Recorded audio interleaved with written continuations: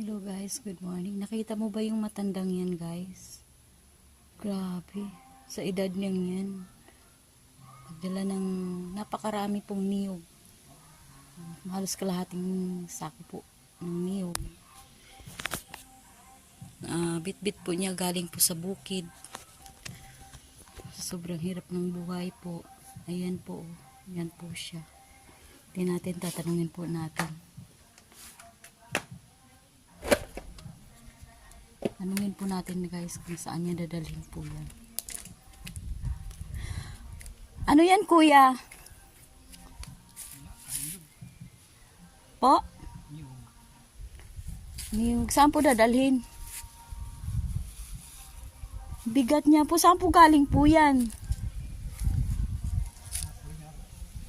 Apolinar. Dun po sa kinabundukan po.